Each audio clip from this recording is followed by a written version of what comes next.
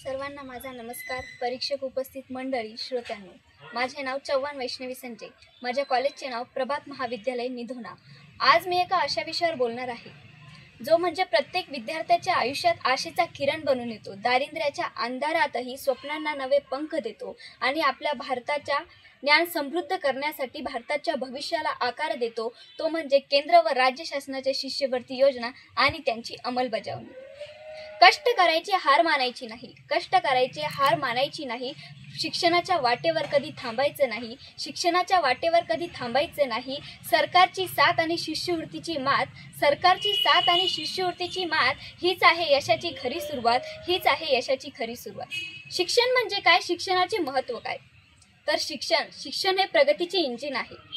परंतु आर्थिक अडचणीमुळे कित्येक जण शिक्षण हे अर्धवट सोडतात आणि अशा विद्यार्थ्यांच्या स्वप्नांना नवे पंख मिळण्यासाठी किंवा त्यांना एक संधी निर्माण करून देण्यासाठी, त्यांचे उज्ज्वल भविष्य निर्माण करण्यासाठीच केंद्र शासन व राज्य शासन या शिष्यवृत्ती योजना राबवत असतात.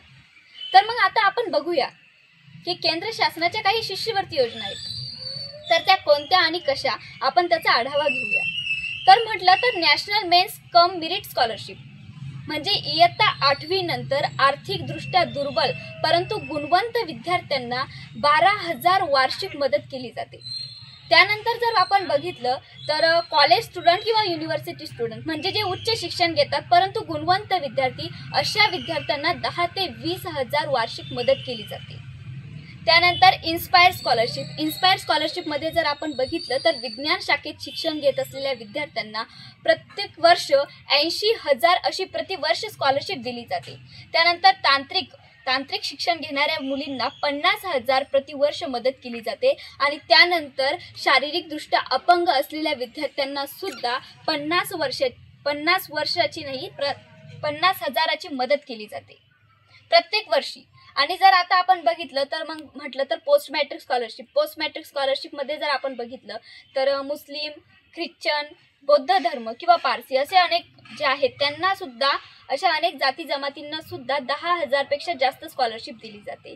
किंवा मग ज्यांचे वडील हे पोलीस किंवा सैनिक भरतीमध्ये कार्यरत आहे अशा विद्यार्थ्यांना सुद्धा काही विशेष स्कॉलरशिप सरकारने तयार केलेली आहे. परंतु आता अशा इत्यादी स्कॉलरशिप आहे, परंतु या स्कॉलरशिप झाल्या केंद्र शासनाच्या स्कॉलरशिप. आता आपण बघूया महाराष्ट्र राज्य शासनाच्या स्कॉलरशिप. महाराष्ट्र राज्य शासनाच्या स्कॉलरशिप जर बघितलं तर त्यामध्ये आहे राजर्षी छत्रपती शाहू महाराज स्कॉलरशिप. या स्कॉलरशिप जर आपण बघितलं तर आर्थिकदृष्ट्या दुर्बल असलेल्या विद्यार्थ्यांना त्यांच्यामध्ये शिक्षणाचा जो खर्च आहे, शिक्षणाची जी शुल्क असतं ते माफ केलं जातं. त्यानंतर बघितलं तर डॉक्टर बाबासाहेब आंबेडकर स्कॉलरशिप सहाय्य योजना, यामध्ये अनुसूचित जाती जमाती किंवा नवबौद्ध जे असतात त्यांना राहणीमान आणि शिक्षणाचा खर्च देखील केला जातो, शिक्षणाची मदत त्यांना केली जाते. महाडीबीच्या काही विविध शिष्यवृत्ती योजना आहेत, त्यामध्ये जर आपण विचार केला पोस्ट मॅट्रिक स्कॉलरशिप, यामध्ये SC, ST, VJNT, NT, OBC म्हणजे उच्च शिक्षण घेत असलेल्या विद्यार्थ्यांना फक्त शिक्षणाचा नव्हे तर त्यांच्या वसतिगृहाचा सुद्धा खर्च केला जातो आणि त्याची सुद्धा मदत केली जाते. त्यानंतर प्री मॅट्रिक स्कॉलरशिप मध्ये सुद्धा विशेष अशी स्कॉलरशिप विद्यार्थ्यांना दिली जाते. एकलव्य स्कॉलरशिप मध्ये 5 किंवा 10,000ची मदत सुद्धा केली जाते. अशा अनेक स्कॉलरशिप सरकारने तयार केलेल्या आहेत. परंतु आता अशा इत्यादी स्कॉलरशिप झाल्या महाराष्ट्र राज्य शासनाच्या स्कॉलरशिप. आता आपण काय बघितलं तर केंद्र शासनाच्या स्कॉलरशिप आणि महाराष्ट्र राज्य शासनाच्या स्कॉलरशिप या दोन्ही शिष्यवृत्तीचा आपण आढावा घेतला. तर आता आपण बघूया, या शिष्यवृत्तीचा आढावा घेतला आपण, परंतु थेंब थेंब पाणी साचते सागर घडतो, थेंब थेंब पाणी साचते सागर घडतो. शिष्यवृत्तीच्या योजनेने प्रत्येक विद्यार्थी फुलतो आणि या शिष्यवृत्तीच्या योजनेने प्रत्येक विद्यार्थी आपलं उंच भरारी घेऊ शकतो. तर आता आपण बघूया की शिष्यवृत्ती योजनेचे फायदे काय.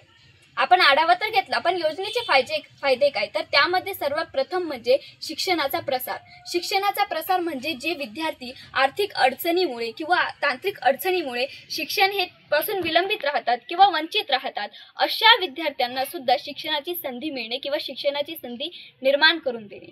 त्यानंतर जर आपण बघितलं तर शिक्षणात समान संधी म्हणजे कसं, तर अनुसूचित जाती जमाती गरजू असो किंवा श्रीमंत असो प्रत्येक विद्यार्थ्याला शिक्षणामध्ये समान संधी उपलब्ध झाली पाहिजे, हा त्यामागचा एक फायदा आहे. त्यानंतर जर बघितलं, जर शिक्षणामध्ये आपल्याला सहाय्य लाभत असेल तर विद्यार्थी हा आपल्या शिक्षणावर चांगल्या प्रकारे लक्ष केंद्रित करू शकतो आणि असे केल्याने शिक्षणाचा स्तर उंचावू शकतो। जर एखादा व्यक्ती सुशिक्षित असेल किंवा शिक्षित असेल तर खऱ्या अर्थाने आपण आपल्या भारत देशामध्ये म्हणा किंवा समाजामध्ये गावामध्ये परिवर्तन घडवू शकतो। हे सर्व झाले शिष्यवृत्तीचे फायदे। आता आपण बघितले शिष्यवृत्तीचे फायदे। अंधार कितीही दाटला तरी ज्ञानदीप उजळतो, अंधार कितीही दाटला तरी ज्ञानदीप उजळतो आणि शिष्यवृत्तीच्या उजेडात प्रत्येक विद्यार्थी फुलतो, प्रत्येक विद्यार्थी फुलतो। आपण शिष्यवृत्तीचे फायदे बघितले, परंतु अंमलबजावणी करताना खूप साऱ्या अडचणी येतात। आता आपण बघूया त्या अडचणी कोणत्या। सर्वात महत्त्वाचं म्हटलं तर अपूर्ण माहिती, म्हणजे प्रत्येक विद्यार्थ्याला पूर्ण माहिती मिळालेली नसते, अपूर्ण माहिती मिळालेली असते आणि त्या अपूर्ण माहितीमुळे हा विद्यार्थी या शिष्यवृत्ती योजनेचा लाभ घेऊ शकत नाही। त्यानंतर जर आपण बघितलं तर कागदपत्र, जेव्हा ऑनलाईन अर्ज करायचा तेव्हा कागदपत्राची संख्या इतकी असते की हे कागदपत्र एकत्रित करणे हे कठीण होते आणि त्यामुळे विद्यार्थी शिष्यवृत्तीचा लाभ घेऊ शकत नाही। त्यानंतर असमान वितरण, म्हणजे शिष्यवृत्तीचे नीट वितरण न होणे। कित्येक भागामध्ये बघितलं तर जास्त, विशेषतः ग्रामीण आणि दुर्गम भागामध्ये हे जास्त बघायला मिळतं। किंवा मग आता जर म्हटलं तर तांत्रिक अडचणीमध्ये ऑनलाईन अर्ज करत असताना तांत्रिक अडचणी येतात, एक तर वेबसाईट क्रॅश होणे किंवा डाटामध्ये त्रुटी येणे। हे सर्व झाले की अंमलबजावणी करता येणाऱ्या अडचणी। आतापर्यंत आपण शिष्यवृत्तीचे फायदेही बघितले, अडचणीही बघितल्या, परंतु आता आपण याच्यावर उपाययोजना करू। आयुष्यामध्ये एखादा प्रॉब्लेम असला म्हणजे त्याच्यावर सोल्युशन असतंच, तर आता आपण याच्यावर उपाययोजना बघूया। तर उपाययोजना म्हणजे सर्वात आधी त्याची अंमलबजावणी, म्हणजे शाळा, कॉलेज किंवा पंचायत स्तरावर शिष्यवृत्तीची अंमलबजावणी, त्याचे मुख्य फायदे काय हे प्रत्येक गरजू विद्यार्थ्यांपर्यंत पोहोचवणे आणि जेव्हा हे विद्यार्थ्यांपर्यंत पोहोचेल तेव्हा विद्यार्थी खऱ्या अर्थाने या योजनेचा लाभ घेऊ शकेल। त्यानंतर कागदपत्र, ऑनलाईन अर्ज हा अगदी सुलभ आणि जलद करणे, म्हणजे वेगही वाचेल आणि वेळही वाचेल, हे सर्वात महत्त्वाचं। आणि त्यानंतर म्हटलं की वितरण हे बँकमध्ये डायरेक्ट ट्रान्सपरंट होणे, वितरण करताना बँकमध्ये डायरेक्ट ट्रान्सपरंट होणे आणि अशा प्रकारे आपण याच्यावर उपाययोजना करू शकतो। या सर्व उपाययोजना केला तर सर्व प्रक्रिया ही सलद आणि जलद होईल आणि सर्व सोपं होईल। परंतु आता विषय येतो की सरकारने जे आपल्याला मदत केलेली आहे शिष्यवृत्ती, ती मदत फक्त एक आर्थिक मदत नाहीये किंवा फक्त एक सहाय्य नाहीये, तर ते म्हणजे तर आत्मविश्वासाची एक ओंजळ आहे, आत्मविश्वासाची एक ओंजळ आहे आणि खऱ्या अर्थाने आशेचा एक किरण आहे आणि यशस्वी मार्गाचा एक पूल आहे, यशस्वी मार्गाचा एक पूल आहे। या शिष्यवृत्तीच्या माध्यमातून सरकार आपल्याला एक सांगत असते की ती पुढे चल, की तू चालत राहा, भारत तुझ्या बरोबर आहे, तू चालत राहा, भारत तुझ्या बरोबर आहे, हे आपल्याला सांगतात। तर मग चला तर मित्रांनो, आपण सर्वांनी सुद्धा खऱ्या अर्थाने या योजनेचा खरं महत्त्व काय, या योजनेचा लाभ काय, या योजनेसाठी लागणारे कागदपत्र काय, हे सर्व आपण गरजू विद्यार्थ्यांपर्यंत पोहोचवू आणि कोणताही विद्यार्थी फक्त पैशामुळे थांबू नये किंवा पैशाच्या अभावामुळे थांबू नये याची आपण काळजी घेऊ किंवा दक्षता घेऊ। शिक्षण हा ज्ञानाचा दीप आहे, शिक्षण हा ज्ञानाचा दीप आहे आणि शिष्यवृत्ती हा दिव्याचा सीप आहे, शिष्यवृत्ती हा त्याचा दिव्य सीप आहे।